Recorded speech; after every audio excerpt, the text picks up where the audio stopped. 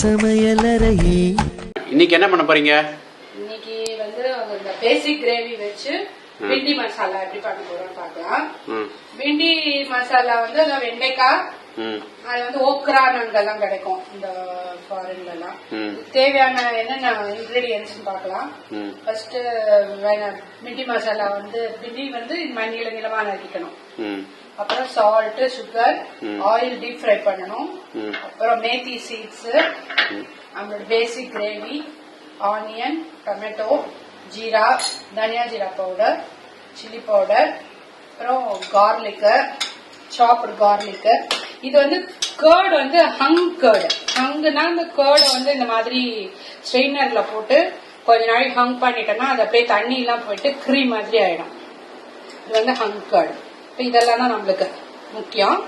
First oil வந்து சுட வச்சுக்கோங்க.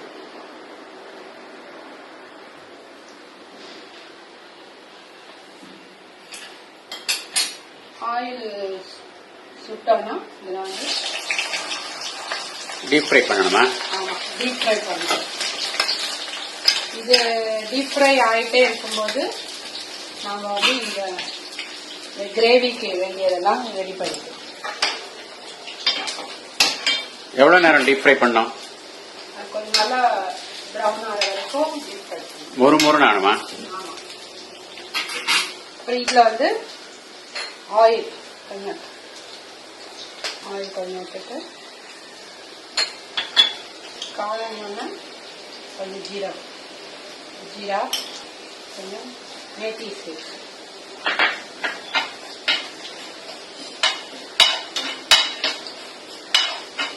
நல்லா கார்லிக்,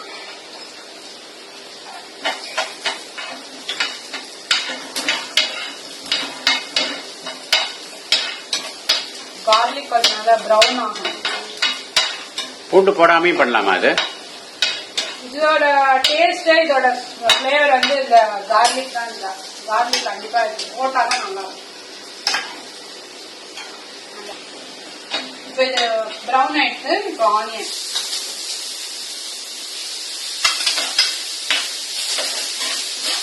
ஆனியனும் கொஞ்சம் ப்ரௌன் ஆகிற வரைக்கும்.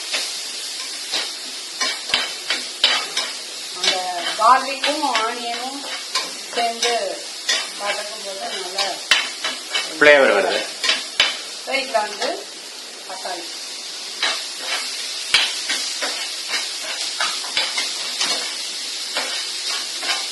அது இந்த மாதிரி நீங்க வதக்கிறதுக்கு பதிலா ஆனியன் தனியா மைக்ரோவேவ்ல வச்சு ஒரு 3 minutes 4 minutes வச்சு எடுத்துட்டு டொமேட்டோவையும் தனியா எடுத்துட்டீங்கன்னா அது இன்னும் குயிக் ஆயிடும். இந்த டைமும் சேவ் ஆகும். இப்ப இது நல்லா வதக்கிட்டு இதுல வந்து இந்த ஆனியன், டொமேட்டோ, கொஞ்சம் அந்த வெண்டைக்காய், அதுக்கு தேவையான சில்லி பவுடர், அப்புறம் தனியா ஜீரா பவுடர், சால்ட், கொஞ்சம் சுகர்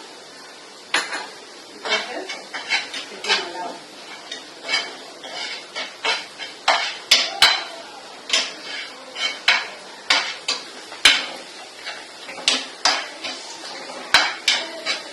இதுல வந்து இந்த கர்ட் ஹங் பண்ணி வச்சிருக்க கர்ட் ஆட் பண்ணோன்னு அடைச்சிடுங்க. நல்லா மிக்ஸ் ஆகிறதுக்குள்ள திருப்பி தேய்க்கணும். இல்லைன்னா அதே மாதிரி கர்டு ஆயிடும். கர்டுக்கு பதிலா ஃப்ரெஷ் கிரீம் யூஸ் பண்ணலாமா? Full cream? ஃப்ரெஷ் கிரீம் வந்து லாஸ்ட்ல வேணும்னா போட்டுக்கலாம். பட் இதுல வந்து அந்த சோர் டேஸ்ட் வரணும். அதுக்கு இந்த தயிரோட சோர் டேஸ்ட். இப்போ நம்மளோட இந்த கிரேவி, காமன் கிரேவி,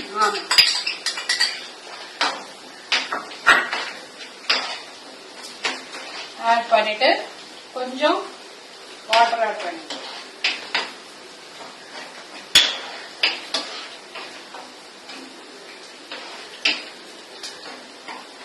இது நல்லா ஒரு 2 minutes பாயில் ஆகும். அது இப்ப வந்து வெண்டைக்காய் வந்து பிரவுன் ஆயிருக்கு. அதான்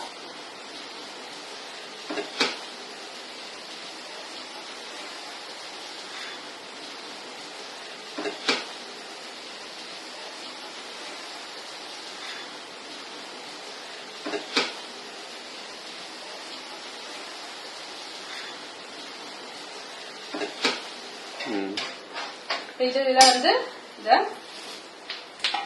ஆட் பண்ணிடணும். ஆட் பண்ணி கொஞ்சம் நல்லா பொரிக்கணும். ஏன்னா இந்த வெண்டைக்கால கொஞ்சம் அந்த உப்பு காரம் எல்லாம் ஏறணும். அவ்வளவுதான், பிண்டி மசாலா ரெடி ஆயிடுச்சு. பார்ட்டிக்கெல்லாம் பண்ணும்போது நீங்க வந்து கொஞ்சம் மேல ஃப்ரெஷ் கிரீம் இப்படி ஆட் பண்ணிக்கலாம். பண்ணிட்டு கொஞ்சம் கொத்தமல்லி போட்டா நம்மளோட பிண்டி மசாலா ரெடி.